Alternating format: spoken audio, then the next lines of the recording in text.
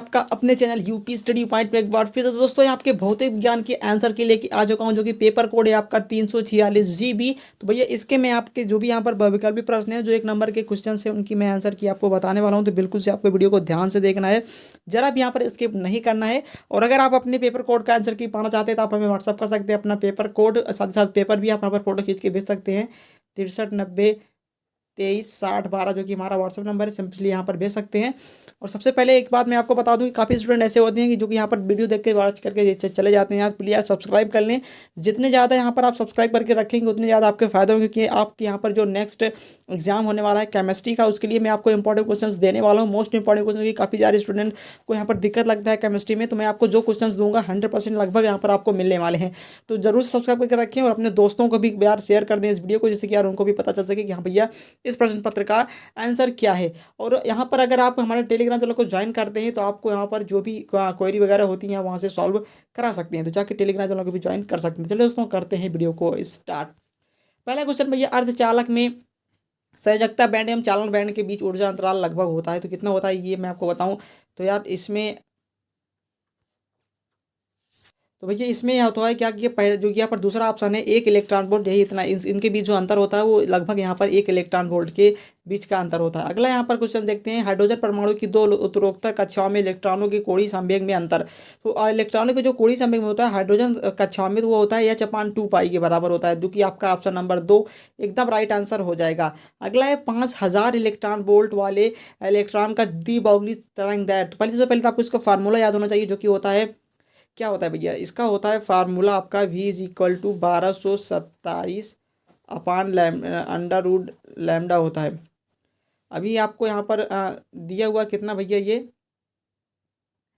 क्योंकि आपको याद क्या करना है यार, लैम्डा का मान यहाँ पर निकालना है। तो सिंपली आप यहाँ पर रख देंगे इसमें, तो आप देखेंगे जब आप इसको सॉल्व करेंगे तो आपको यहाँ पर मिलेगा 0.173 एंगस्ट्रॉन। यही आपका एकदम राइट आंसर आपको मिल जाएगा। अब चलिए देखते हैं अगला क्वेश्चन, जो कि यहाँ पर आपका मोस्ट इंपॉर्टेंट क्वेश्चन है। तो यहाँ पर ये है कि भैया विद्युत चुम्बकीय विकिरण स्पेक्ट्रम में रेडियो आवृत्ति का ह्रास कितना होता है। तो ये आपका लगभग यहाँ पर 3×10⁻16 CS से ऊपर ही होता है। अब अगला क्वेश्चन चलिए देखते हैं, जो कि यहाँ पर है 200 ओम प्रतिरोध तथा 1 हेनरी प्रेरकत्व के बीच संयोजन का प्रत्यावर्ती वोल्टता V = 10√2 साइन 200t लगाई जाती है। तो V तथा I के बीच कालांतर बताना है। तो भैया V वाला पहले आपको यहाँ पर V0 वाला फार्मूला लगाएंगे, V(R)=V0/V, जो कि आपको यहाँ पर रखना होगा।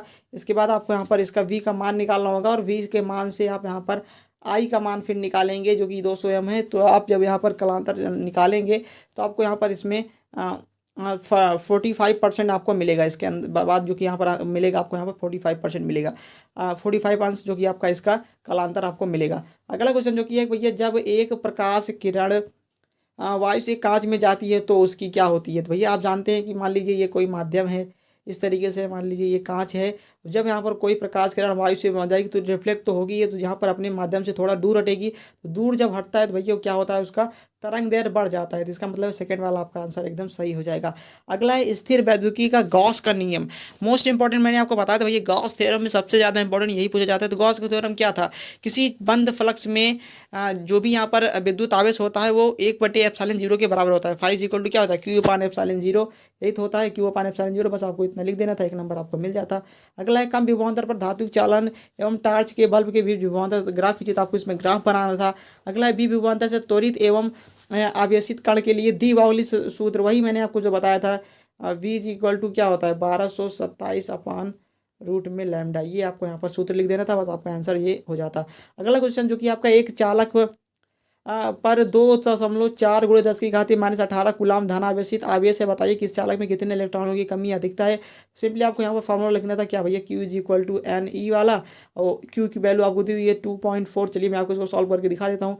2.4 × 10⁻−18 N, E की वैल्यू कितनी होती है 1.6 × 10⁻19 ये होती है। सिंपली अगर हम देखें तो N = हो जाएगा 2.4 × 10⁻18 और अपान में 1.6 × 10⁻19। अब ये -19 ऊपर जाएगा, +19 बन जाएगा, तो ये 18 में से घट जाएगा।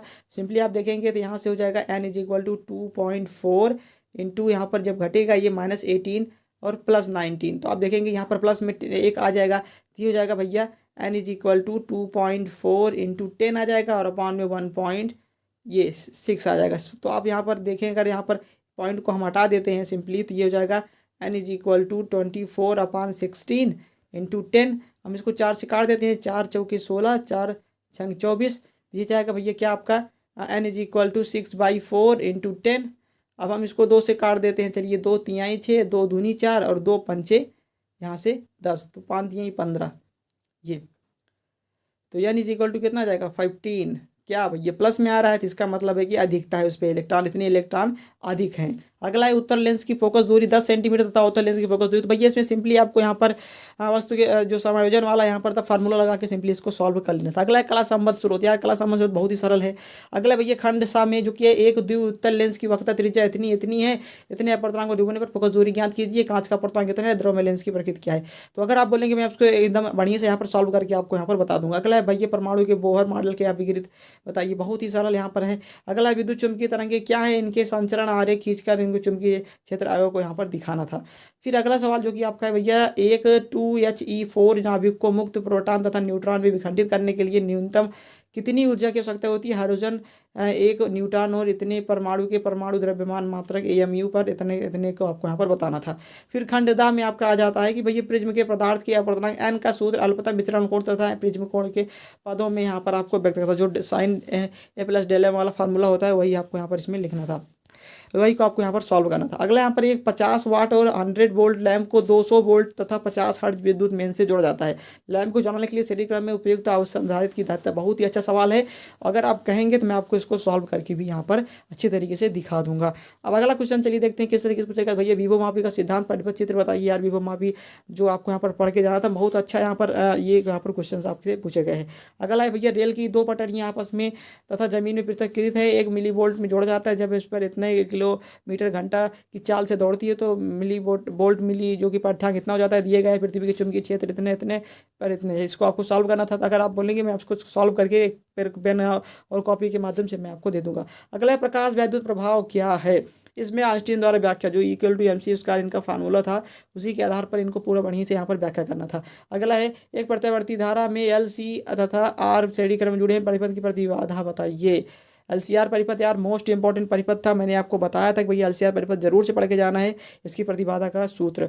ये अगला है जो कि एक समांतर प्लेट संधारित्र की प्लेट का व्यास इतना है तथा उसमें परावैद्युत के रूप में इतने वायु, यदि संधारित्र की धारिता इतने मीटर गोले के समान हो तो प्लेटों के बीच की दूरी यहाँ पर बतानी थी। अगला है वृत्ताकार कुंडली के केंद्र पर चुंबकीय क्षेत्र की तीव्रता का व्यंजक ज्ञात करना था, बहुत ही अच्छा सवाल है। अगला भैया 2 बिंदु आवेश इतने इलेक्ट्रॉन तथा इतने एक दूरी में तीसरे बिंदु Q को दोनों बिंदुओं के मिलाने वाली रेखा पर कहाँ रखा जाए जो कि हो यहाँ पर इसमें हो संतुलन में, या फिर आपको यहाँ पर भू चुंबकत्व के बीच विभिन्न अवयवों को इनके परिभाषित करना था। तो ये थोड़ा यहाँ पर अच्छा क्वेश्चन था आपका।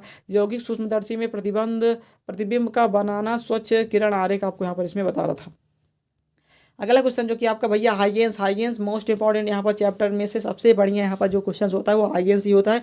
पिछले बार भी 2020 में भी पूछा गया था, इस बार भी यहाँ पर पूछा गया। हाइगेंस के द्वितीयक तनिकाओं के सिद्धांत का नियम और अपवर्तन का नियम भी यहाँ पर होता था। या फिर आपको एक पतली झिर्री द्वारा एक बड़ी प्रकाश के विवर्तन की यहाँ पर विवेचना करनी थी। अगला सौर सेल क्या है, सौर सेल की संरचना एवं कार्यविधि। सौर सेल आप जानते ही हैं, जो सौर ऊर्जा को विद्युत ऊर्जा में परिवर्तित करता है वही हमारा क्या कहलाता है, सौर ऊर्जा कहलाता है। उसकी संरचना बनानी थी और उसको यहाँ पर सॉल्व करके दिखाना था। अगला एक समतल उत्तल लेंस का व्यास इतना है तथा मोटाई 3 मिलीमीटर है। इस लेंस की फोकस दूरी याद कीजिए। लेंस के पदार्थ में प्रकाश की चाल जो कि आपको यहाँ पर दी हुई थी। अगला भैया जो कि आपका है एक समान वैद्युत क्षेत्र में स्थित वैद्युत दुद्रुव पर लगने वाले बल युग्म के आघूर्ण की व्यंजक प्राप्त कीजिए। इसी साधन से वैद्युत दुद्रुव की परिभाषा बहुत ही अच्छा यहाँ पर था, बहुत ही अच्छे तरीके से आप इसका निगमन कर सकते हैं। जो भी यहाँ पर पढ़ के गए होंगे एक दूसरे चैप्टर का ही आपका है ये, अगर आप इसे पढ़े होते तो आप अच्छा यहाँ पर करके आए होंगे। बाकी अगला यहाँ पर परिपथ आपको दिया जो कि यहाँ पर व्हीटस्टोन सेतु का है, बहुत ही अच्छे तरीके से आप इसको सॉल्व कर पाते हैं। अगला यहाँ पर है जो कि यहाँ पर पीएन सनी डायोड के लिए अग्रदेशी अभिनय का उत्तम अभिनय से क्या तात्पर्य, पूर्ण दृष्टिकारी के रूप में कैसे प्रयुक्त होता है, इसका परिपथ आरेख बनाना था। इसके बाद आपको भौतिक नियतांक दिए हैं, या फिर अथवा में आपका अल्फा प्रकीर्णन द्वारा इस प्रयोग को बताइए। रदरफोर्ड का जो यहाँ पर प्रकीर्णन था, ये सबसे पहले मैं आपको बता दूँ, इसमें एक लोहे की कॉइल ली गई थी जिसमें 3 किरणें यहाँ पर इस तरीके से प्रवाहित की गई थी, एक तो मुड़ के वापस आई गई थी, दूसरी यहाँ पर इस तरीके से गई थी। पहला जो कि अल्फा कण था, दूसरा बीटा कण था, तीसरा गामा कण थी। तो इसमें यहाँ पर पता चलता है कि भैया इसका नाभिक जो है वहाँ पर कठोर भाग है, जिससे हमको पता चलता है कि नाभिक में ही यहाँ पर क्या है, न्यूट्रॉन छुपे हुए होते हैं, जिससे कि यहाँ पर वो भैया भारी भाग होता है। और यहाँ पर जो दूर हट जाता है, इसका मतलब ये खोखला भाग है, जो थोड़ा कम हटता है वो मतलब थोड़ा यहाँ पर कठोर भाग है। इस तरीके से यहाँ पर रदरफोर्ड ने बताया था।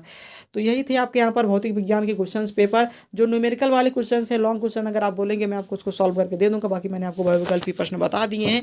बाकी आप कमेंट में बताइए आपका पेपर किस तरीके से गया, अगर अच्छा गया तो कमेंट करके जरूर बताएं। और यहाँ पर केमिस्ट्री का पेपर आपको चाहिए कि मैं आपको उसको सॉल्व करके दूँ, जो कि आपके मॉडल पेपर हैं, तो जरूर से कमेंट बता दीजिएगा। और हाँ दोस्तों, सब्सक्राइब करके रखेंगे तभी आपके पास नोटिफिकेशन वगैरह जाएंगे। तो चलिए दोस्तों, मिलते हैं किसी नए वीडियो में, तब तक के लिए सब्सक्राइब करके रखें। जय हिंद, वंदे मातरम।